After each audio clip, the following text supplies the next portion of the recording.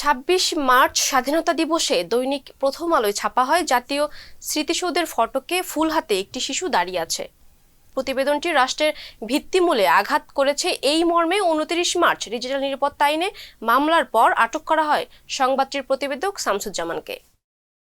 ৩০ March সেই সাংবাদিককে আদালতে হাজির করলে জামিন নাকচ করে কারাগারে পাঠানোর নির্দেশ দেয় মহামান্য আদালত। একটি ডেস্ক রিপোর্ট।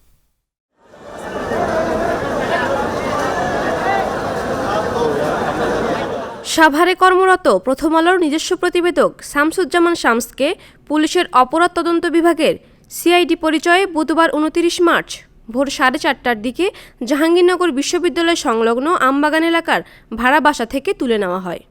তার আগে মঙ্গলবার রাত ২টায় রাজধানীর তেজগাঁও থানায় ডিজিটাল নিরাপত্তা আইনে মামলা করা হয়।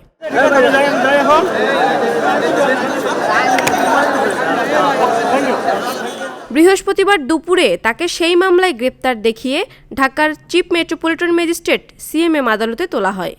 এদিন দুপুরে সাংবাদিক শামসুজ্জামানের জামিন নাকচ করে কারাগারে পাঠানোর নির্দেশ দেন additional chief metropolitan magistrate ACMM Tofazzal Hossain.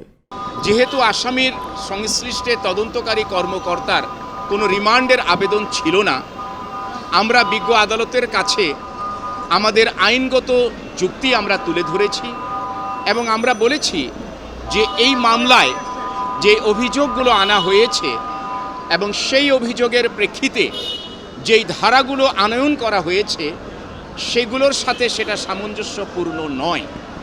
সুতরাং এই মামলায় আইনত ত্রুটি রয়েছে এবং ন্যায় বিচারের স্বার্থে এই আসামি জামিনে মুক্তি পাওয়ার যোগ্য। বিজ্ঞ আদালত অত্যন্ত ধৈর্য সহকারে আমাদের বক্তব্য শুনেছেন এবং আমাদের আইনগত যুক্তিগুলো বিজ্ঞ আদালত শ্রবণ করেছেন। শ্রবণ করার পরবর্তীতে বিজ্ঞ আদালত সন্তুষ্ট হয়ে এই অবস্থাধীনে অর্থাৎ তদন্ত যেহেতু প্রাথমিক পর্যায়ে, সুতরাং তিনি জামিনের আবেদন নামঞ্জুর করেছেন। এর আগে ২৬ মার্চ স্বাধীনতা দিবসে দৈনিক প্রথম আলোর ভাইরাল হওয়া খবরের ছবি ছিল ফুল হাতে জাতীয় স্মৃতিসৌধের ফটকে একটি শিশু। শিশুটির উদ্ধৃতি ছিল এমন: পেটে ভাত না জুটলে স্বাধীনতা দিয়া কি করুম। স্বাধীনতা দিবসে প্রচার হওয়া এমন রিপোর্ট নিয়ে আপত্তি উঠেছে।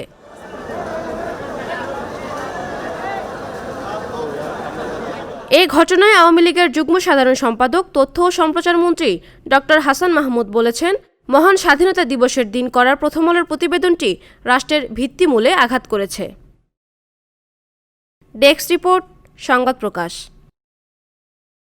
সংবাদ, ফিচার ও অনুষ্ঠানের জন্য ভিজিট করুন সংবাদ প্রকাশের ওয়েবসাইট এবং যুক্ত থাকুন ফেসবুক পেজ ও ইউটিউব চ্যানেলের সঙ্গে।